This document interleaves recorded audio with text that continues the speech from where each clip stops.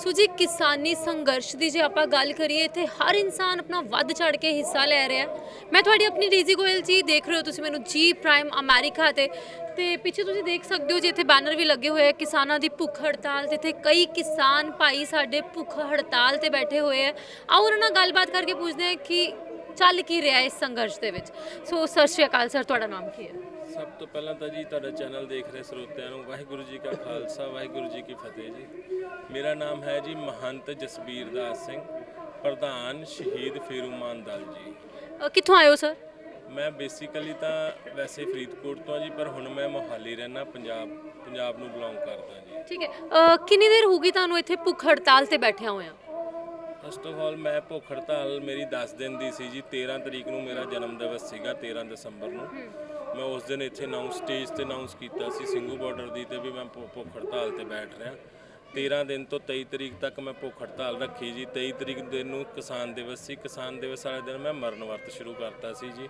ਮੈਂ ਹੁਣ ਮਰਨ ਵਰਤ ਤੇ ਬੈਠਾ ਹੋਇਆ ਮੈਨੂੰ 24 ਦਿਨ ਹੋ ਗਏ ਆ ਜੀ ਮੈਂ ਅੰਨ ਦਾ ਦਾਣਾ ਨਹੀਂ ਲਿਆਗਾ ਕਿਉਂਕਿ ਸਾਡੇ ਜੋ ਮੇਰੇ ਆਈਡਲ ਨੇ ਜੀ ਉਹ ਸ਼ਹੀਦ ਦਰਸ਼ਨ ਸਿੰਘ ਫੇਰੂਮਾਨ ਜੀ ਨੇ ਜਿਨ੍ਹਾਂ ਨੇ ਗਦਰੀ ਬਾਬਿਆਂ 'ਚ ਵੀ ਉਹਨਾਂ ਦਾ ਨਾਮ ਆਉਂਦਾ ਜੀ ਤੇ ਜਿਨ੍ਹਾਂ ਨੇ ਪੰਜਾਬ ਤੇ ਹਰਿਆਣਾ ਜਦੋਂ ਅਲੱਗ-ਅਲੱਗ ਦੋ ਪ੍ਰਦੇਸ਼ ਬਣੇ ਸਨ ਉਦੋਂ ਉਸ ਸਮੇਂ ਉਹਨਾਂ ਨੇ ਪੰਜਾਬ ਦੇ ਲਈ ਮਰਨ ਵਰਤ ਰੱਖਿਆ ਸੀ 74 ਦਿਨ ਦਾ ਮਰਨ ਵਰਤ ਰੱਖ ਕੇ ਉਹ ਸ਼ਹੀਦ ਹੋ ਗਏ ਸਨ ਉਹਨਾਂ ਦੀਆਂ ਮੰਗਾਂ ਸਨ ਵੀ ਪੰਜਾਬ ਦਾ ਪਾਣੀ ਪੰਜਾਬ ਨੂੰ ਮਿਲੇ ਪੰਜਾਬੀ ਬੋਲਦੇ ਇਲਾਕੇ ਪੰਜਾਬ ਨੂੰ ਮਿਲਣ ਚੰਡੀਗੜ੍ਹ ਪੰਜਾਬ ਨੂੰ ਮਿਲੇ ਪੰਜਾਬ ਦੇ ਨੌਜਵਾਨ ਨੂੰ ਰੋਜ਼ਗਾਰ ਮਿਲੇ ਪਰ ਜਦੋਂ ਉਹ ਸ਼ਹੀਦ ਹੋ ਗਏ ਗੰਦੀ ਰਾਜਨੀਤੀ ਦੇ ਚੱਲਦਿਆਂ ਫਿਰ ਮੇਰੇ ਫਾਦਰ ਮਹੰਤ ਸੇਵਾ ਦਾਸ ਸਿੰਘ ਜੀ ਨੇ ਉਹਨਾਂ ਦੇ ਨਾਂ ਤੇ ਸ਼ਹੀਦ ਫੇਰੂਮਾਨ ਦਲ ਬਣਾ ਕੇ ਉਹੀ ਵਰਤ 44 ਦਿਨ ਲਈ ਰੱਖਿਆ ਜੋ ਦਰਸ਼ਨ ਸਿੰਘ ਫੇਰੂਮਾਨ ਜੀ ਨੇ ਰੱਖਿਆ ਸੀ ਸੋ ਸਰ ਤੁਸੀਂ ਇੱਥੇ ਇੰਨਾ ਸੰਘਰਸ਼ ਆਪਣਾ ਤੇਜ਼ ਚੱਲ ਰਿਹਾ ਤੁਸੀਂ ਭੁੱਖ ਹੜਤਾਲ ਤੇ ਬੈਠੇ ਹੋਏ ਹੋ ਇਨਫੈਕਟ ਫਾਸਟਿੰਗ ਟਿਲ ਡੈਥ ਤੇ ਤੁਹਾਨੂੰ ਲੱਗ ਰਿਹਾ ਕਿ ਮੋਦੀ ਸਰਕਾਰ ਨੂੰ ਇਹਦਾ ਕੋਈ ਫਰਕ ਪੈ ਰਿਹਾ ਹੈ ਕੋਈ ਡਿਸੀਜਨ ਆ ਰਿਹਾ ਹੈ ਇੰਨੀਆਂ ਮੀਟਿੰਗਸ ਆਪਣੀਆਂ ਹੋ ਚੁੱਕੀਆਂ ਸੋ ਤੁਹਾਨੂੰ ਕੀ ਲੱਗਦਾ ਫਰਕ ਤਾਂ ਜ਼ਰੂਰ ਪੈ ਰਿਹਾ ਜੀ ਤੁਸੀਂ ਇਹ ਦੇਖੋ ਤੁਹਾਡੇ ਸਰੋਤੇ ਬਾਹਰ ਸੁਣ ਰਹੇ ਨੇ ਦੇਖ ਰਹੇ ਨੇ ਉਹਨਾਂ ਨੂੰ ਵੀ ਪਤਾ ਜੀ ਇਹ ਹਿੰਦੁਸਤਾਨ 'ਚ ਪਹਿਲੀ ਵਾਰੀ ਹੋਣ ਜਾ ਰਿਹਾ ਕਾਲੇ ਅਕਸ਼ਰਾਂ ਦੇ ਵਿੱਚ ਲਿਖਿਆ ਜਾਏਗਾ ਇਹ ਇਨ ਬਲੈਕ ਲੈਟਰਸ ਵੀ ਹਿੰਦੁਸਤਾਨ 'ਚ 26 ਜਨਵਰੀ ਆ ਰਹੀ ਹੈ ਜੀ 26 ਜਨਵਰੀ ਵਾਲੇ ਦਿਨ ਕੋਈ ਵੀ ਬਾਹਰਲੇ ਅੱਗੇ ਤੁਹਾਡੇ ਅਮਰੀਕਾ ਤੋਂ ਵੀ ਸਾਡੇ ਰਾਸ਼ਟਰਪਤੀ ਓਬਾਮਾ ਜੀ ਆਏ ਸੀ ਹੋਰ ਵੀ ਕੰਟਰੀਆਂ ਤੋਂ ਅਲੱਗ-ਅਲੱਗ ਆਉਂਦੇ ਨੇ ਇਹ ਪਹਿਲੀ ਵਾਰੀ ਹੋਣ ਜਾ ਰਿਹਾ ਵੀ ਕੋਈ ਵੀ ਕਿਸੇ ਬਾਹਰਲੀ ਕੰਟਰੀ ਦਾ ਕੋਈ ਮੁੱਖ ਮਹਿਮਾਨ 26 ਜਨਵਰੀ ਤੇ ਨਹੀਂ ਆ ਰਿਹਾ ਜੇ ਸਰਕਾਰ ਡਰੀ ਹੋਈ ਹੈ ਤਾਂ ਹੀ ਨਹੀਂ ਆ ਰਿਹਾ ਜੀ ਜੇ ਸਰਕਾਰ ਨੂੰ ਇਹ ਪਤਾ ਵੀ ਜੋ ਅੰਦੋਲਨ ਚੱਲ ਰਿਹਾ ਹੈਗਾ ਇਹ ਅੰਦੋਲਨ ਹਿੰਦੁਸਤਾਨ ਦਾ ਅੱਜ ਤੋਂ ਸਭ ਤੋਂ ਵੱਡਾ ਅੰਦੋਲਨ ਆ ਉਸ ਦੇ ਡਰ ਦੇ ਕਰਕੇ ਨਹੀਂ ਆ ਰਿਹਾ ਹੁਣ ਇਹ ਜ਼ਿਆਦਾ ਟਾਈਮ ਨਹੀਂ ਹੈ ਜੀ ਸਰਕਾਰ ਦਾ ਇਹ ਸਰਕਾਰ ਹੁਣ ਸਾਡੀ ਜਨਤਾ ਬੜੀ ਸਿਆਣੀ ਹੋ ਚੁੱਕੀ ਹੈ ਸਾਡੇ ਕਿਸਾਨ ਵੀ ਬੜੇ ਸਿਆਣੇ ਨੇ ਹੁਣ ਇਹ ਜੋ ਪਹਿਲਾਂ ਇਹਨਾਂ ਨੇ ਲਿਫਾਫੇਬਾਜ਼ੀ ਛੱਡੀਆਂ ਸੀ ਨਾ ਜੀ ਹਮ ਤੋਂ ਆਪਕੇ ਤੁਹਾਡੇ ਜੇ ਖਾਤਿਆਂ 'ਚ 15 ਲੱਖ ਆ ਜਾਏਗਾ ਮੈਂ ਕਾਲਾ ਧਨ ਵਾਪਸ ਲਿਆਉਂਗਾ ਮੈਂ GST ਦਾ ਐਂ ਕੀਤਾ ਜੀ ਮੈਂ ਆਪਣਾ ਨੋਟਬੰਦੀ 'ਚ ਐਂ ਕੀਤਾ ਹੁਣ ਉਹ ਸਾਰੇ ਜੁਮਲੇਬਾਜ਼ੀ ਦੇ ਖਤਮ ਹੋ ਗਏ ਨੇ ਸੋ ਸਰ ਜਿੱਦਾਂ ਤੁਸੀਂ ਕਿਹਾ ਕਿ ਹੁਣ ਕੋਈ ਵੀ ਆਪਣਾ ਜਿਹੜਾ ਗੈਸਟ ਹੈਗਾ ਉਹ ਬਾਹਰੋਂ ਨਹੀਂ ਆਏਗਾ ਸਾਨੂੰ ਸਭ ਨੂੰ ਪਤਾ ਸੀ ਕਿ 26 ਜਨਵਰੀ ਨੂੰ ਬ੍ਰਿਟੇਨ ਦੇ ਪ੍ਰਾਈਮ ਮਿਨਿਸਟਰ ਬੋਰਿਸ ਜੌਨਸਨ ਨੇ ਇੰਡੀਆ ਆਣਾ ਸੀਗਾ ਬਟ ਉਹ ਹੁਣ ਕੈਂਸਲ ਹੋ ਚੁੱਕਿਆ ਕਿ ਇਹ ਮਿਲੀ ਹੋਈ ਭਗਤ ਹੈ ਇਹ ਕੋਈ ਸਟ੍ਰੈਟੇਜੀ ਹੈ ਕਿ ਬੋਰਿਸ ਨੇ ਵੈਸੇ ਹੀ ਮਨਾ ਕਰ ਦਿੱਤਾ ਤੁਹਾਨੂੰ ਕੀ ਲੱਗਦਾ ਤੁਸੀਂ ਇਹ ਦੇਖੋ ਜੀ ਜਦ ਆਪਣੇ ਕਰੋਨਾ ਆਇਆ ਸੀ ਪਿਛਲੇ ਸਾਲ ਇਸੇ ਦਿਨਾਂ ਦੇ ਵਿੱਚ ਆਇਆ ਸੀ ਉਸ ਟਾਈਮ ਤੇ ਤਾਂ ਟਰੰਪ ਜੀ ਨੂੰ ਬੁਲਾਉਣ ਲਈ ਆਪਣੇ ਕੋਲੇ ਟਾਈਮ ਸੀ ਟਰੰਪ ਜੀ ਆਉਂਦੇ ਨੇ ਗੁਜਰਾਤ 'ਚ ਹੁੰਦੇ ਨੇ ਦਿੱਲੀ ਜਾਂਦੇ ਨੇ ਤਾਜ ਮਹਿਲ ਦੇਖਣ ਜਾਂਦੇ ਨੇ ਪਰ ਜਦੋਂ ਹੁਣ ਕਰੋਨਾ ਹਿੰਦੁਸਤਾਨ 'ਚ ਪੂਰਾ ਖਤਮ ਹੋ ਚੁੱਕਿਆ ਹੈਗਾ ਕਰੋਨਾ ਦੇ ਉੱਤੇ ਆਪਾਂ ਠੱਲ ਪਾ ਲਈ ਆ ਵੈਕਸੀਨ ਵੀ ਆ ਗਈ ਆ ਇੱਕ ਵੈਕਸੀਨ ਨਹੀਂ ਦੋ ਵੈਕਸੀਨਸ ਆ ਚੁੱਕੀਆਂ ਹੁਣ ਆਪਣਾ ਕਰੋਨਾ ਦੇ ਉੱਤੇ ਕੋਈ ਡਰ ਨਹੀਂ ਗਾ ਹੁਣ ਇਹ ਕਰੋਨਾ ਦਾ ਬਹਾਨਾ ਲਾ ਰਹੇ ਨੇ ਇਹ ਸਿਰਫ ਤੇ ਸਿਰਫ ਇਹਨਾਂ ਦੀ ਘਟੀਆ ਰਾਜਨੀਤੀ ਆ ਇਹ ਅਸਲ ਕਾਰਨ ਇਹੀ ਆ ਵੀ ਇਹਨਾਂ ਨੂੰ ਡਰ ਆ ਵੀ ਸਾਡਾ ਉੱਥੋਂ ਮਹਿਮਾਨ ਆਏਗਾ ਜੋ ਜਿਨ੍ਹਾਂ ਦਾ ਸਾਡੇ ਉੱਤੇ ਪਹਿਲਾਂ ਰਾਜ ਰਿਹਾ ਅੰਗਰੇਜ਼ਾਂ ਦਾ ਉਹ ਆਉਣਗੇ ਜਦੋਂ ਇੱਥੇ ਪ੍ਰੋਟੈਸਟ ਆਪਣਾ ਸਾਡੇ ਲੋਕਤੰਤਰ ਦੀ ਜੋ ਲੋਕਾਂ ਦਾ ਹੱਕ ਆ ਜਦੋਂ ਧਰਨਾ ਪ੍ਰਦਰਸ਼ਨ ਕਰਨਗੇ ਤਾਂ ਉਹਨੂੰ ਦੇਖੇਗਾ ਤੇ ਉਹ ਮਨ ਹੀ ਮਨ ਹੱਸੇਗਾ ਵੀ ਜਦੋਂ ਅਸੀਂ ਇੱਥੇ ਰਾਜ ਕਰਦੇ ਸੀ ਇਹਦੇ ਨਾਲ ਤਾਂ ਉਦੋਂ ਹੀ ਚੰਗਾ ਸੀ, ਹੁਣ ਇਹ ਮੋਦੀ ਰਾਜ ਦੇ ਵਿੱਚ ਕੀ ਹੋ ਰਿਹਾ। ਇਸ ਚੀਜ਼ ਨੂੰ ਡਰਦੇ ਹੋਏ ਇਹਨਾਂ ਨੇ ਇਹ ਸਾਰਾ ਪ੍ਰੋਗਰਾਮ ਕੈਂਸਲ ਕੀਤਾ। ਉਹਨਾਂ ਦਾ ਸਿਰਫ ਇਹਨਾਂ ਨੂੰ ਡਰ ਇਹ ਆ ਵੀ ਕਿਸਾਨ ਕਿਤੇ ਉਹਦੇ ਅੱਗੇ ਨਾ ਆ ਜਾਣ, ਜੋ ਕਿ ਸਹੀ ਆ ਵੀ ਕਿਸਾਨਾਂ ਨੇ ਆਪਦਾ ਪ੍ਰਦਰਸ਼ਨ ਕਰਦੇ ਹੋਏ ਦਿਖਾਉਣਾ ਸੀ।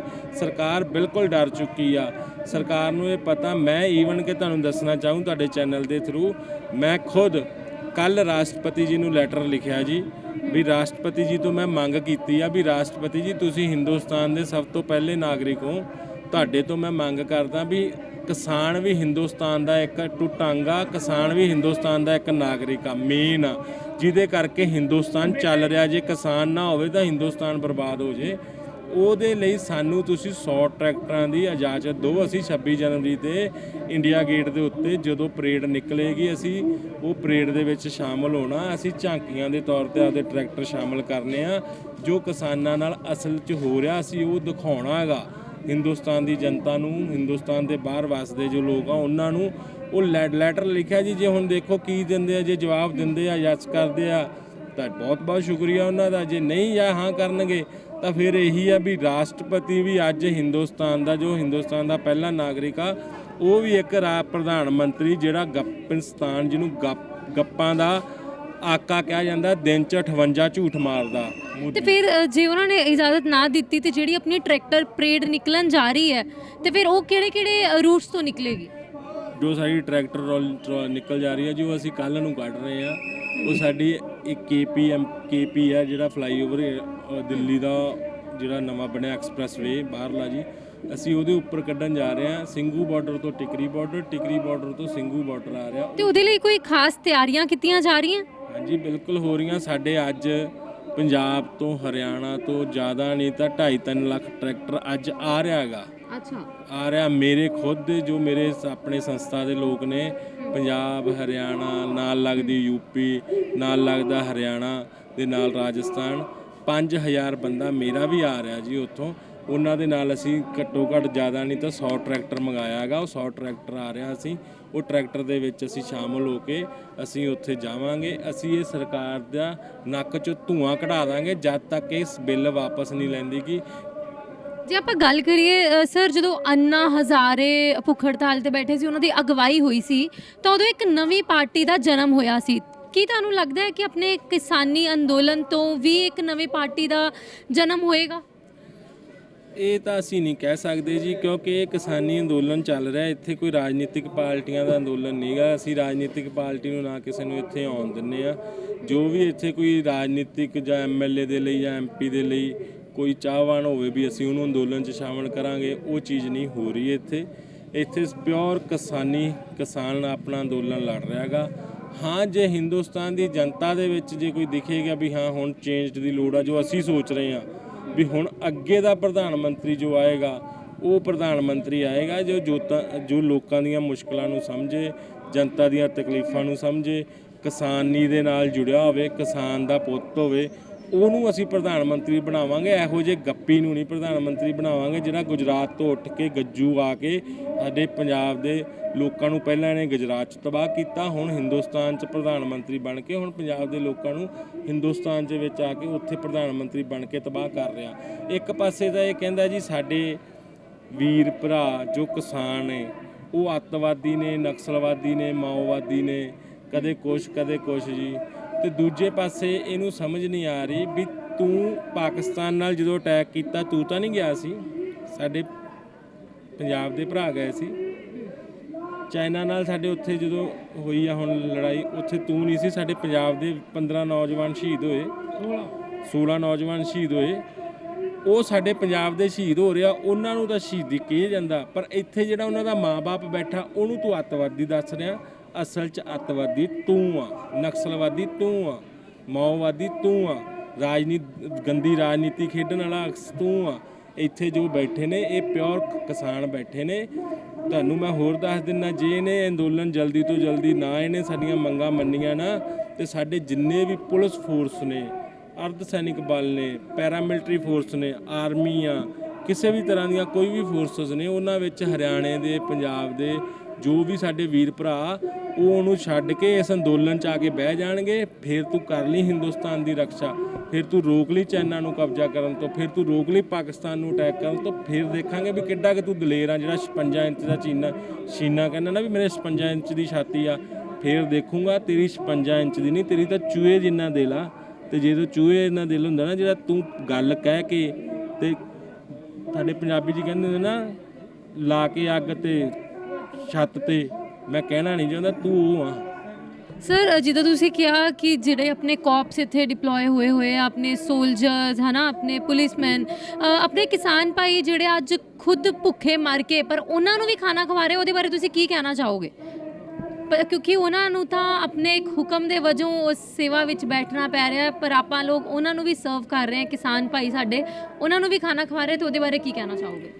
ਮੈਂ ਤੁਹਾਨੂੰ ਉਹੀ ਦੱਸ ਰਿਹਾ ਜੀ, ਹੁਣ ਕੱਲ੍ਹ ਦੀ ਗੱਲ ਆ, ਯੂਪੀ ਬਾਰਡਰ ਦੇ ਉੱਤੇ ਪੁਲਿਸ ਵਾਲਿਆਂ ਨੇ ਸਾਡੇ ਜੋ ਵੀਰ ਭਰਾ ਟਰੱਕਾਂ ਵਾਲੇ ਸੀਗੇ, ਟਰਾਲੀਆਂ ਵਾਲੇ ਡਰਾਈਵਰਾਂ ਵਾਲੇ ਸੀ, ਉਹਨਾਂ ਨੂੰ ਬੜਾ ਤੰਗ ਕੀਤਾ। ਉਹਨਾਂ ਦੇ ਸ਼ੀਸ਼ੇ ਭੰਨੇ, ਉਹਨਾਂ ਦੀਆਂ ਗੱਡੀਆਂ ਦੀਆਂ ਚਾਬੀਆਂ ਕੱਢ ਲਈਆਂ, ਉਹਨਾਂ ਨੂੰ ਬੜਾ ਤੰਗ ਕੀਤਾ ਗਿਆ। ਉਹ ਸਭ ਸਾਡੇ ਵੀਰ ਭਰਾ ਜੋ ਡਿਊਟੀ ਤੇ ਆਪਦੀ ਡਿਊਟੀ ਨਿਭਾ ਰਹੇ ਨੇ, ਉਹ ਵੀ ਕਿਸਾਨ ਦੇ ਬੱਚੇ ਨੇ, ਉਹ ਵੀ ਮਜ਼ਦੂਰ ਦੇ ਬੱਚੇ ਨੇ। ਉਹ ਸਾਨੂੰ ਆਪ ਦੱਸ ਰਹੇ, ਉਹ ਕਹਿ ਰਹੇ ਜੀ ਸਾਡੀ ਮਜਬੂਰੀ ਬਣੀ ਪਈ ਆ, ਸਰਕਾਰ ਸਾਡੇ ਤੋਂ ਧੱਕੇ ਨਾਲ ਕਰਵਾ ਰਹੀ ਆ।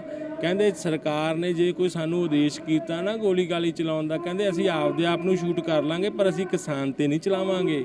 ਉਹ ਉਹਨਾਂ ਨੇ ਸਾਨੂੰ ਆਪਣੀ ਦਿੱਤੀ ਆ। ਉਹ ਕਹਿੰਦੇ ਜੀ ਜੇ ਸਰਕਾਰ ਨੇ ਨਾ ਮੰਨੀਆਂ ਇਹ ਮੰਗਾਂ ਤਾਂ ਅਸੀਂ ਆਪਦੀ ਨੌਕਰੀ ਛੱਡ ਕੇ ਆ ਕੇ ਇੱਥੇ ਅੰਦੋਲਨ ਦੇ ਵਿੱਚ ਬਹਿ ਜਾਾਂਗੇ, ਫਿਰ ਦੇਖਾਂਗੇ ਕੌਣ ਇਹਨੂੰ ਇੱਥੇ ਆਪਣਾ ਲੋਕਤੰਤਰ ਦੇ ਵਿੱਚ ਆਪਣੇ ਇੱਥੇ ਜਿਹੜਾ ਕਹਿੰਦੇ ਹੁੰਦੇ ਆ ਵੀ ਡਿਪਲੋਮੈਸੀ ਨੂੰ ਇਹਨੂੰ ਆਪਣਾ ਰੋਕਣਾ, ਉਹਨੂੰ ਕੌਣ ਰੋਕੂਗਾ। ਫਿਰ ਦੇਖਾਂਗੇ ਵੀ ਵਰਲਡ ਦੇ ਵਿੱਚ ਇੰਡੀਆ ਕਿਹੜੇ ਨੰਬਰ 'ਤੇ ਜਾਊਗਾ। ਫਿਰ ਦੇਖਦੇ ਆ ਵੀ ਕਿਹੜੀ ਕੰਟਰੀ ਇੰਡੀਆ 'ਤੇ ਨਹੀਂ ਅਟੈਕ ਕਰਦੀਗੀ। ਤੇ ਤੂੰ ਅੱਜ ਜਿਹੜੀ ਉਹਨਾਂ ਦੀ ਗੱਲ ਆ ਜੀ, ਉਹ ਸਾਰੇ ਸਾਡੇ ਭਰਾ ਨੇ, ਉਹਨਾਂ ਨੂੰ ਜੋ ਵੀ ਬਣਦੀ ਸਹੂਲਤ ਆ ਉਹ ਅਸੀਂ ਮੁਹੱਈਆ ਕਰਾਵਾਂਗੇ। ਉਹ ਤਾਂ ਲੰਗਰ ਦੀ ਗੱਲ ਕਰ ਰਹੇ ਆ ਆਪਾਂ, ਸਿਰਫ ਅਸੀਂ ਲੰਗਰ ਨਹੀਂ, ਅਸੀਂ ਤਾਂ ਉਹਨਾਂ ਨੂੰ ਰਾਤ ਨੂੰ ਪਾਣੀ, ਮੀਂਹ ਪੈ ਰਿਹਾ ਹੁੰਦਾ, ਵਿਚਾਰੇ ਮੀਂਹ ਦੇ ਵਿੱਚ ਥੱਲੇ ਆਸਮਾਨ ਦੇ ਖੜੇ ਹੁੰਦੇ ਆ, ਅਸੀਂ ਲਿਜਾ ਕੇ ਉਹਨਾਂ ਨੂੰ ਤਰਪਾਲਾਂ ਲਾ ਕੇ ਉਹਨਾਂ ਨੂੰ ਮੀਂਹ ਵੀ ਰੋਕੀਦਾ ਵੀ ਉਹਨਾਂ ਵਿਚਾਰੇ ਗਿੱਲੇ ਨਾ ਹੋਣ, ਬਿਮਾਰ ਨਾ ਹੋਣ। ਆਫਟਰ ਆਲ ਉਹ ਸਾਡੇ ਹੀ ਬੱਚੇ ਆ, ਉਹਨਾਂ ਦੀ ਦੇਖ ਰੇਖ ਕਰਨਾ ਸਾਡਾ ਹੀ ਫਰਜ਼ ਆ। ਉਹ ਇਹ ਸਰਕਾਰਾਂ ਦੀਆਂ ਦੋਗਲੀਆਂ ਰਾਜਨੀਤੀ ਦੇ ਵਿੱਚ ਉਹ ਆਪਦਾ ਡਿਊਟੀ ਦਾ ਫਰਜ਼ ਨਿਭਾ ਰਹੇ ਆ, ਪਰ ਦਿਲੋਂ ਉਹ ਸਾਡੇ ਨਾਲ ਹੀ ਨੇ। ਸੋ ਇੱਧਰ ਇੱਕ ਬਾਬਾ ਜੀ ਬੈਠੇ, ਉਹ ਵੀ ਸਾਡੇ ਨਾਲ ਕੁਝ ਗੱਲਬਾਤ ਕਰਨਾ ਚਾਹੁੰਦੇ ਸੀ। ਬਾਬਾ ਜੀ ਮੈਨੂੰ ਇੱਕ ਗੱਲ ਦੱਸੋ, ਇੱਕ ਕਿਸਾਨੀ ਮੋਰਚੇ ਵਜੋਂ ਸਟਾਰਟ ਹੋਇਆ ਸੀ, ਪਰ ਹੁਣ ਹਰ ਇੱਕ ਇਨਸਾਨ ਜਿਹੜਾ ਕਿਸਾਨੀ ਨਹੀਂ ਵੀ ਕਰਦਾ ਉਹ ਵੀ ਸਾਡੇ ਨਾਲ ਜੁੜ ਰਿਹਾ ਇਸ ਅੰਦੋਲਨ ਦੇ ਵਿੱਚ, ਤੇ ਇਸ ਬਾਰੇ ਤੁਸੀਂ ਕੀ ਕਹਿਣਾ ਚਾਹੋਗੇ? ਕਿਹੋ ਜਿਹੀ ਛਾਪ ਛੱਡ ਕੇ ਜਾਏਗਾ? ਬੇਟਾ ਸਾਨੂੰ ਅੱਤਵਾਦੀ ਆਖੇ, ਵੱਖਵਾਦੀ ਆਖੇ, ਸਾਨੂੰ ਕੋਈ ਡਰ ਨਹੀਂ। ਅਸੀਂ ਕਿਸਾਨ ਹੈ, ਅੰਨਦਾਤੀ ਹੈ। ਹੁਣ ਹਰਿਆਣੇ ਦਾ ਜਿਹੜਾ ਕਿਸਾਨ ਹੈ ਉਹ ਬੱਚੇ ਸਾਡੇ ਨਾਲ ਆ ਗਿਆ। 7000 ਜਿਹੜਾ ਹਿੰਦੂ ਹੈ ਉਹ ਵਕੀਲ ਸਾਡੇ ਨਾਲ ਆ ਗਿਆ। ਭਾਰਤ ਦਾ ਜੋ ਵਕੀਲ ਹੈ ਉਹ ਸਾਡੇ ਨਾਲ ਆ ਗਿਆ। ਜੋ ਭਾਰਤ ਦਾ ਕਿਸਾਨ ਹੈ ਉਹ ਸਾਡੇ ਨਾਲ ਆ ਗਿਆ। ਜਗਰਾਵਾਂ ਤੋਂ ਹਿੰਦੂ ਪਰਿਵਾਰ 3 ਟਰੱਕ ਕੰਬਲਾਂ ਦੇ ਗਰਮ ਸੂਟ ਲੈ ਕੇ, ਬੱਚੇ ਦੇ ਜਰਾਬਾਂ ਲੈ ਕੇ ਪਹੁੰਚੇ ਹੈ।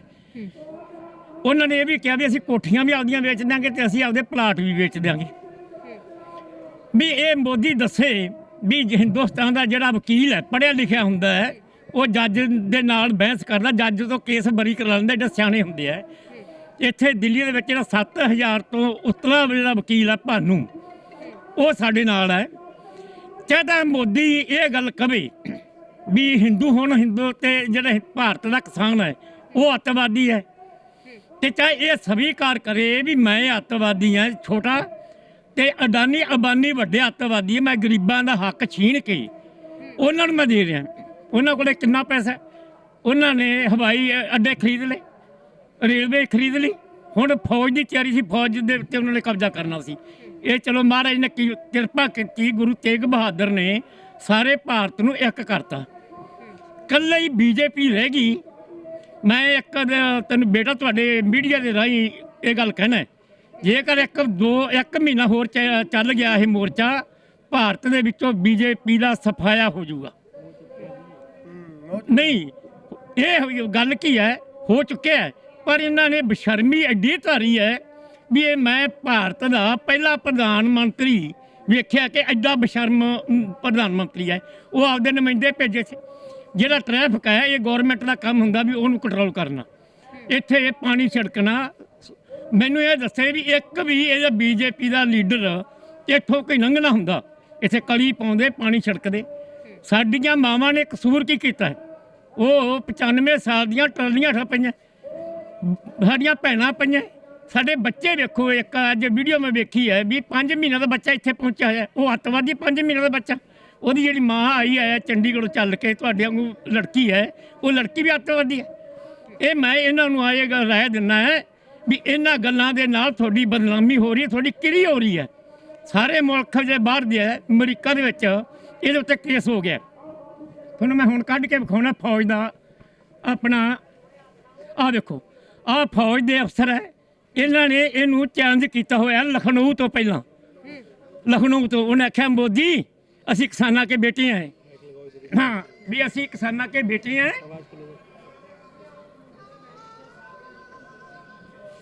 ਇਹ 5 ਗੱਡੀਆਂ ਆਈਆਂ।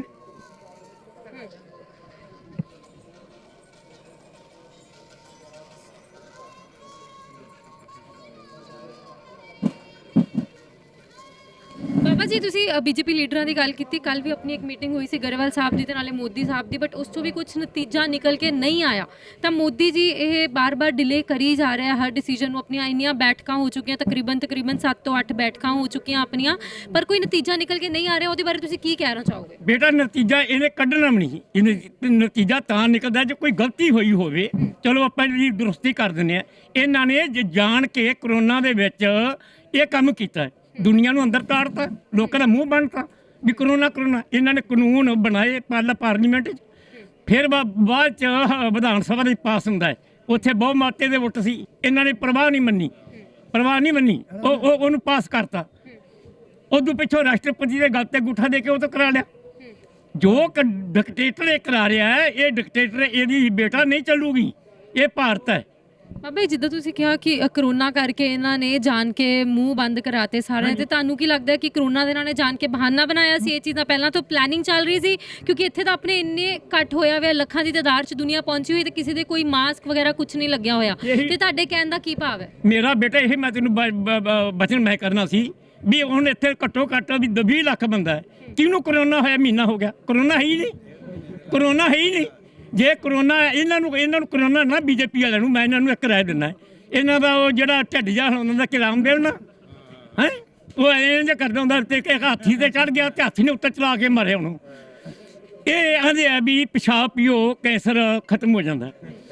ਸਾਡੇ ਪੰਜਾਬ ਦੇ ਵਿੱਚ ਇਹਨਾਂ ਦੀਆਂ ਜਿਹਨੂੰ ਗਊ ਮਾਤਾ ਕਹਿੰਦੇ ਆ, ਬੜੀਆਂ ਗਾਈਆਂ ਫਿਰਦੀਆਂ, ਉਹਨੂੰ ਗਾਈਆਂ ਨੂੰ ਤਾਂ ਇਹ ਗਊ ਮਾਤਾ ਕਹਿੰਦੇ ਆ।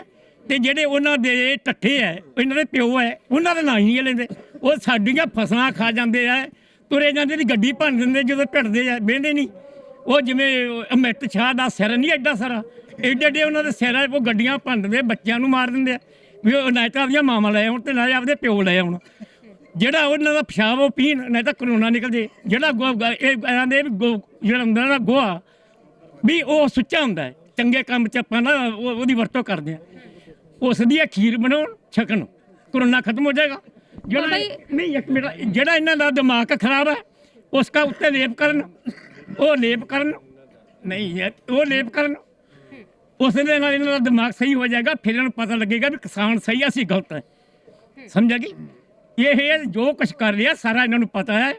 ਉਹਨਾਂ ਤੋਂ ਇਹਨਾਂ ਨੇ ਪੈਸੇ ਲਏ ਆ, ਇਲੈਕਸ਼ਨ ਜਿੱਤਿਆ, ਮਸ਼ੀਨਾਂ ਦੀ ਹੇਰਾ ਫੇਰੀ ਕੀਤੀ, ਬਿਹਾਰ ਦੇ ਇਲੈਕਸ਼ਨ ਹਾਰ ਚੁੱਕੇ ਸੀ। ਫਿਰ 1 ਵਜੇ ਇਹਨਾਂ ਨੇ ਮੀਟਿੰਗ ਕੀਤੀ ਵੀ ਇਹ ਕਰੋਨਾ ਰਿਜ਼ਲਟ ਲੇਟ ਹੋਣਗੇ।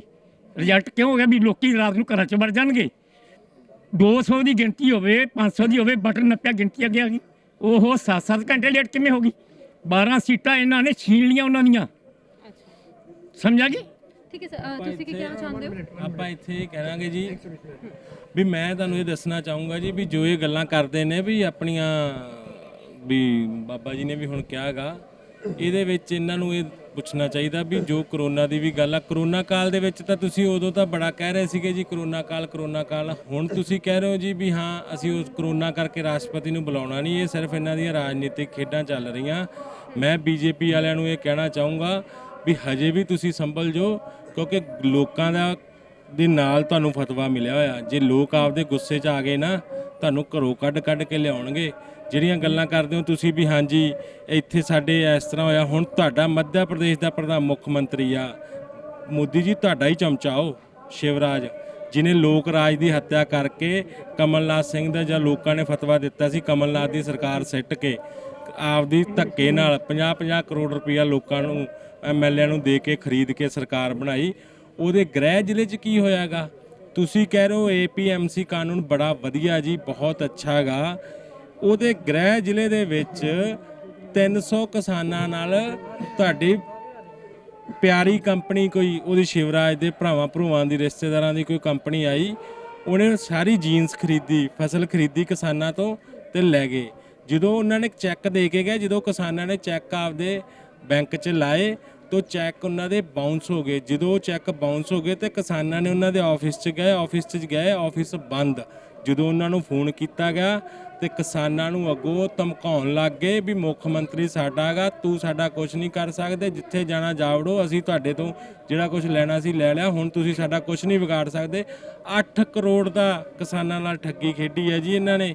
ਹੁਣੇ ਦੀ ਗੱਲ ਆ, ਜਿਹੜੇ ਸਹੀ ਕਿਸਾਨਾਂ ਨੂੰ ਇਹ ਦੱਸ ਰਿਹਾ ਵੀ ਇਹ ਕਾਨੂੰਨ ਸਹੀ ਨੇ, ਜੇ ਕਾਨੂੰਨ ਸਹੀ ਨੇ ਤੇ ਤੁਸੀਂ ਰੱਖੋ ਆਪਦੇ ਕੋਲੇ। ਤੁਸੀਂ ਸਾਡੀ ਚੁਣੀ ਹੋਈ ਸਰਕਾਰ ਹੋ, ਅਸੀਂ ਤੁਹਾਨੂੰ ਚੁਣ ਕੇ ਪ੍ਰਧਾਨ ਮੰਤਰੀ ਬਣਾ ਕੇ ਉੱਥੇ ਭੇਜਾਗਾ। ਤੁਸੀਂ ਇਹ ਕਾਨੂੰਨ ਸਾਡੇ ਕਹਿਣ ਤੇ ਵਾਪਸ ਲਓ, ਕਿਉਂਕਿ ਜਨਤਾ ਤੁਹਾਨੂੰ ਇਹ ਕਹਿ ਰਹੀ ਆ ਵੀ ਵਾਪਸ ਲਓ ਤੇ ਵਾਪਸ ਲਓ। ਜਿੱਦ ਕਿਉਂ ਕਰ ਰਹੇ ਹੋ? ਬਾਨੀ ਨੇ ਕੁਝ ਨਹੀਂ ਦੇਣਾ ਤੁਹਾਨੂੰ, ਜਨਤਾ ਨੇ ਤੁਹਾਡੇ ਨਾਲ ਖੜਨਾ। ਰਹੀ ਗੱਲ ਦੂਜੀਆਂ ਪਾਰਟੀਆਂ ਦੀ, ਜਿਹੜੇ ਅੱਜ ਆਪਣੀ ਇੱਥੇ ਰਾਜਨੀਤੀਆਂ ਚਮਕਾ ਰਹੇ ਨੇ, ਕੋਈ ਕਹਿੰਦਾ ਮੈਂ ਸੇਵਾਦਾਰ ਬਣ ਕੇ ਰਾਜਨੀਤੀ ਕਰ ਰਿਹਾ ਜੀ, ਕੋਈ ਕਹਿੰਦਾ ਜੀ ਮੈਂ ਇੱਥੇ ਆਪਦੇ ਵਾਸ਼ਰੂਮ ਦੇ ਲਾਤੇ ਆ, ਟਾਇਲਟ ਲਾਤੇ ਨੇ, ਕੋਈ ਕੁਛ ਕਹਿ ਰਿਹਾ। ਠੀਕ, ਜੇ ਇਹ ਸੱਚੇ ਹੁੰਦੇ ਤਾਂ ਇਹ ਅੱਜ ਪੂਰੇ 7 ਮਹੀਨੇ ਹੋ ਗਏ ਨੇ ਕਾਨੂੰਨ ਲਾਗੂ ਹੋਏ ਨੂੰ, ਤੇ ਕਿ ਕਾਨੂੰਨ ਲਾਗੂ ਹੋਣ ਤੋਂ ਪਹਿਲਾਂ ਪਾਰਲੀਮੈਂਟ 'ਚ ਆਇਆ ਸੀ। ਤੁਹਾਡੇ MP, ਰਾਜ ਸਭਾ ਮੈਂਬਰ, ਲੋਕ ਸਭਾ ਮੈਂਬਰ, ਜਿੰਨੇ ਵੀ ਤੁਹਾਡੀਆਂ ਸਰਕਾਰਾਂ, ਤੁਸੀਂ ਉੱਥੇ ਧਰਨੇ ਲਾਉਂਦੇ, ਵਰਤ ਧਰਦੇ, ਪਾਰਲੀਮੈਂਟ ਨੂੰ ਜਾਮ ਕਰ ਦਿੰਦੇ, ਫਿਰ ਤਾਂ ਅਸੀਂ ਮੰਨਦੇ ਵੀ ਤੁਸੀਂ ਸੱਚੇ ਸਾਡੇ ਨਾਲ ਖੜੇ ਹੋ। ਅੱਜ ਤਾਂ ਤੁਸੀਂ ਸਿਰਫ ਆਪਦੀ ਰਾਜਨੀਤੀ ਚਮਕਾਉਣ ਲਈ ਆ ਗਏ ਹੋ ਵੀ ਭੋਲੇ ਭਾਲੇ ਕਿਸਾਨਾਂ ਨੂੰ ਅਸੀਂ ਨਾਲ ਲਾ ਲਾਂਗੇ ਆਪਦੇ। ਇਹ ਭੁੱਲ ਜੋ ਤੁਸੀਂ, ਹੁਣ ਤੁਹਾਡੇ ਨਾਲ ਕੋਈ ਨਹੀਂ ਖੜਨਾ। ਹੁਣ ਸਰਕਾਰ ਆਉਣੀ ਆ ਕਿਸਾਨ ਦੇ ਪੁੱਤ ਦੀ, ਤੇ ਕਿਸਾਨ ਦਾ ਪੁੱਤ ਹੀ ਪ੍ਰਧਾਨ ਮੰਤਰੀ ਬਣੂਗਾ। ਜੇ ਮੋਦੀ ਤੂੰ ਨਾ ਵੀ ਵਾਪਸ ਲੈਂਗਾ ਨਾ, ਅਸੀਂ ਤਾਂ 6-6 ਮਹੀਨਿਆਂ ਦਾ ਰਾਸ਼ਨ ਲਿਆਂਦਾ ਤੇ ਅਸੀਂ 6 ਮਹੀਨਿਆਂ ਨੂੰ ਛੱਡ ਅਸੀਂ ਇੱਥੇ 4 ਸਾਲ ਦਾ ਰਾਸ਼ਨ ਲੈ ਆਵਾਂਗੇ। ਪਰ ਆਹ ਬਾਰਡਰਾਂ ਤੋਂ ਹਿੱਲਣ ਵਾਲੇ 1 ਇੰਚ ਵੀ ਨਹੀਂ ਗਏ। ਜਾਵਾਂਗੇ ਤਾਂ ਵਾਪਸ ਕਰਾ ਕੇ ਜਾਵਾਂਗੇ, ਨਹੀਂ ਤਾਂ ਸ਼ਹੀਦ ਹੋ ਕੇ ਜਾਵਾਂਗੇ। ਤੀਸਰੇ ਮੋਰਚੇ ਤੇ ਹੀ ਉਦੋਂ ਪਹਿਲਾਂ ਅਸੀਂ ਕੋਈ ਜਾਣ ਨਹੀਂ ਵਾਲੇ, ਅਸੀਂ ਤਾਂ ਆਪਦੇ ਪੱਕੇ ਘਰ ਬਣਾਉਣ ਦੀ ਸੋਚ ਰਹੇ ਹਾਂ। ਹੁਣ ਅਸੀਂ ਤਾਂ ਇੱਟਾਂ ਮੰਗਵਾ ਲਈਆਂ ਹੈਗੀਆਂ ਪੰਜਾਬ ਤੋਂ, ਕਹਿਤਾ ਉੱਥੇ ਠੇਕੇਦਾਰ ਨੂੰ ਵੀ ਆ ਜਾ ਰੇਤਾ ਬਜਰੀ ਲੈ ਕੇ, ਇੱਥੇ ਘਰ ਛੱਤਾਂਗੇ। ਹੁਣ ਦੂਜੀ ਗੱਲ ਮੇਨ ਜਿਹੜੀ ਮੈਂ ਤੁਹਾਨੂੰ ਕਹਿਣਾ ਚਾਹੁੰਦਾ ਜੀ, ਸਾਡੇ ਸਿੰਘੂ ਬਾਰਡਰ ਤੇ ਸਾਨੂੰ ਤਾਂ ਕਹਿੰਦੇ ਪਿਕਨਿਕ ਮਨਾਉਣ ਆਏ ਨੇ ਜੀ, ਇਹ ਇੱਥੇ ਬਹਿ ਕੇ ਆਪਦਾ ਪੀਜ਼ਾ ਪਾਰਟੀ ਕਰ ਰਹੇ ਨੇ, ਇਹ ਇੱਥੇ ਆਪਣਾ ਅੱਗ ਸੇਕ ਰਹੇ ਨੇ। ਵੀ ਮੈਂ ਇਹਨਾਂ ਨੂੰ ਦੱਸਣਾ ਜਿਹੜੀ ਪੀਜ਼ਾ ਪਾਰਟੀ ਜਾਂ ਪਿਕਨਿਕ ਮਨਾਉਣ ਅਸੀਂ ਆਏ ਆ ਨਾ, ਤੁਸੀਂ ਵੀ ਆਓ, ਤੁਹਾਨੂੰ ਪਤਾ ਲੱਗ ਜੂ ਕਿੰਨੀ ਕਿ ਪੀਜ਼ਾ ਪਾਰਟੀ ਆ। ਸੱਚੇ ਕਿਸਾਨ ਇੱਥੇ ਆਏ ਨੇ, ਸਹੀ ਕਿਸਾਨ ਆਏ ਨੇ, ਕੋਈ ਰਾਜਨੀਤਿਕ ਇਹਦੇ ਵਿੱਚ ਹੈ ਨਹੀਂਗਾ। ਤੁਸੀਂ ਇੱਥੇ ਆਓ। ਸਾਡੇ 60 ਵੀਰ ਭਰਾ ਸ਼ਹੀਦ ਹੋ ਚੁੱਕੇ ਨੇ, ਮੈਂ ਵੀ ਸ਼ਹੀਦ ਹੋ ਸਕਦਾ ਕਿਉਂਕਿ ਮਰਨ ਵਰਤ ਤੇ ਬੈਠਾ। ਠੀਕ, ਜੇ ਤੁਸੀਂ ਲੋਕਾਂ ਨੂੰ ਅਪੀਲ ਆ ਭਰਾਵੋ, ਮੈਂ ਵੀ ਸ਼ਹੀਦ ਹੋ ਗਿਆ, ਜਾਂ ਜਿਹੜੇ ਸਾਡੇ ਇੱਥੇ ਵੀਰ ਭਰਾ ਸ਼ਹੀਦ ਹੋਏ ਨੇ ਤੇ ਹੋ ਰਹੇ ਨੇ, ਸਾਡੇ ਆਉਣ ਵਾਲੀ ਜੋ ਜਵਾਨੀ ਆ ਉਹ ਕਿਵੇਂ ਯਾਦ ਰੱਖੂਗੀ ਵੀ ਹਾਂ ਸਾਡੇ ਲਈ ਬਲੀਦਾਨ ਦਿੱਤਾ ਸੀ ਕਿਸੇ ਨੇ, ਸ਼ਹੀਦ ਹੋਏ ਸੀ, ਉਹਨਾਂ ਕਰਕੇ ਅਸੀਂ ਅੱਜ ਜਿਉਂਦੇ ਬੈਠੇ ਹਾਂ। ਕਿਉਂਕਿ ਜੇ ਅਸੀਂ ਅੱਜ ਬਲੀਦਾਨ ਦੇ ਕੇ ਉਹਨਾਂ ਨੂੰ ਬਚਾਵਾਂਗੇ, ਉਹਨਾਂ ਦੇ ਭਵਿੱਖ ਨੂੰ ਬਚਾਵਾਂਗੇ, ਉਹਨਾਂ ਲਈ ਇਹ ਸਿੰਘੂ ਬਾਰਡਰ ਦਾ ਨਾਮ ਬਦਲ ਕੇ ਸਿੰਘ ਬਾਰਡਰ ਕੀਤਾ ਜਾਵੇ। ਦੂਜੀ, ਜਿਹੜੇ ਸਾਡੇ ਭਰਾ ਸ਼ਹੀਦ ਹੋ ਚੁੱਕੇ ਨੇ ਤੇ ਜਿਹੜੇ ਹੋ ਰਹੇ ਨੇ, ਉਹਨਾਂ ਲਈ ਇੱਥੇ ਸਮਾਰਕ ਬਣਾਇਆ ਜਾਵੇ ਸਿੰਘ ਬਾਰਡਰ ਤੇ, ਜੋ ਕਿ ਜਦੋਂ ਵੀ ਕੋਈ ਇੱਥੋਂ ਦਿੱਲੀ ਤੋਂ ਪੰਜਾਬ ਜਾਵੇ, ਜੰਮੂ ਕਸ਼ਮੀਰ ਜਾਵੇ, ਹਿਮਾਚਲ ਜਾਵੇ, ਹਰਿਆਣਾ ਜਾਵੇ, ਜਾਂ ਉਧਰੋਂ ਕੋਈ ਇੱਧਰ ਆਵੇ ਤਾਂ ਉੱਥੇ ਉਹ ਸਿਰ ਝੁਕਾ ਕੇ ਟੱਪੇ ਵੀ ਹਾਂ ਆਪਦੀ ਇਹ ਚੀਜ਼ ਨੂੰ ਯਾਦ ਕਰਕੇ ਟੱਪੇ ਵੀ ਇਹ ਸ਼ੇਰਾਂ ਦੇ ਬਦੌਲਤ ਅਸੀਂ ਅੱਜ ਜਿਉਂਦੇ ਬੈਠੇ ਹਾਂ। ਨਹੀਂ ਤਾਂ ਸਾਨੂੰ ਉਦੋਂ ਇੱਕ ਸਰਕਾਰ ਆਈ ਸੀ, ਮੋਦੀ ਗੁੱਜੂ ਨਾਂ ਦਾ ਪ੍ਰਧਾਨ ਮੰਤਰੀ ਸੀ, ਉਹ ਤਾਂ ਆਪਦੇ ਜੇਬ ਭਰਨ ਦੇ ਲਈ ਸਾਡੀ ਸਾਰੀ ਜਵਾਨੀ ਵੇਚ ਗਿਆ ਸੀ, ਸਾਡੀ ਕਿਸਾਨੀ ਨੂੰ ਖਤਮ ਕਰ ਚੱਲਿਆ ਸੀ। ਹੁਣ ਸਾਨੂੰ ਇਹ ਜਿਹੜੇ ਸ਼ੇਰ ਆ, ਜਿਹੜੇ ਇੱਥੇ ਸ਼ਹੀਦ ਹੋਏ ਆ, ਸਾਨੂੰ ਉਹਨਾਂ ਨੇ ਬਚਾਇਆ। ਸਾਰੀ ਜ਼ਿੰਦਗੀ ਉਹਨਾਂ ਨੂੰ ਸਿਰ ਝੁਕਾ ਕੇ ਜਾਣ, ਉਹਨਾਂ ਨੂੰ ਯਾਦ ਰੱਖਣ, ਇਹੀ ਗੱਲਾਂ। ਸੋ ਸਰ, ਇੱਥੋਂ ਦੇ ਨੌਜਵਾਨਾਂ ਨੂੰ ਹੋਰ ਜੁੜਨ ਲਈ ਤੁਸੀਂ ਕੀ ਮੈਸੇਜ ਦੇਣਾ ਚਾਹੋਗੇ ਕਿ ਸਾਡੇ ਨੌਜਵਾਨ, ਸਾਡੀ ਨੌਜਵਾਨ ਪੀੜ੍ਹੀ, ਹੋਰ ਲੋਕ ਇਸ ਸੰਘਰਸ਼ ਦੇ ਵਿੱਚ ਜੁੜਨ ਤੱਕ ਜਾਂਦੇ ਕੀ ਕਹਿਣਾ ਚਾਹੋਗੇ? ਆਖਰੀ ਸਵਾਲ। मैं तो यही कहूँगा जी, किसान है, जवान है, तभी हिंदुस्तान है। अगर किसान नहीं, जवान नहीं तो हिंदुस्तान भी नहीं। हिंदुस्तान ਨੂੰ ਬਚਾਉਣਾ, ਹਿੰਦੁਸਤਾਨ ਨੂੰ ਬਚਾਉਣਾ, ਹਿੰਦੁਸਤਾਨ ਨੂੰ ਰੱਖਣਾ।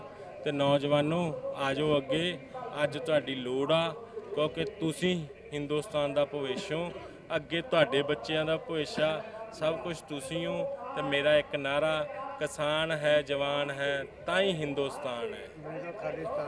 ਸੋ ਤੁਸੀਂ ਸਭ ਦੇਖ ਰਹੇ ਹੋ ਕਿ ਇੱਥੇ ਸੰਘਰਸ਼ ਹੋਰ ਗਹਿਰਾ ਹੋਇਆ ਜਾ ਰਿਹਾ। ਹਰ ਕੋਈ ਆਪਣਾ ਇੱਥੇ ਬਲੀਦਾਨ ਦੇਣ ਨੂੰ ਵੀ ਤਿਆਰ ਹੈ। ਲੋਕੀ ਹਰ ਬੰਦਾ ਆਪਣਾ ਐਫਰਟ ਪੁੱਟ ਕਰ ਰਿਹਾ, ਆਪਣਾ ਬੈਸਟ ਦੇ ਰਿਹਾ ਹੈ। ਬੰਦੇ ਭੁੱਖ ਹੜਤਾਲ ਤੇ ਬੈਠੇ ਆ। ਤਾਂ ਦੇਖੋ ਅੱਗੇ ਮੋਦੀ ਸਰਕਾਰ ਕੀ ਰਿਜ਼ਲਟ ਲੈ ਕੇ ਆਉਂਦੀ ਹੈ, ਕਿਆ ਸਾਡੇ ਨਤੀਜੇ ਹੁੰਦੇ ਆ, ਤੁਹਾਨੂੰ ਦੱਸਦੇ ਰਵਾਂਗੇ ਜੀ। ਦੇਖਦੇ ਰਹੋ ਜੀ ਪ੍ਰਾਈਮ ਅਮਰੀਕਾ, ਡੇਜ਼ੀ ਗੋਇਲ ਦੇ ਨਾਲ।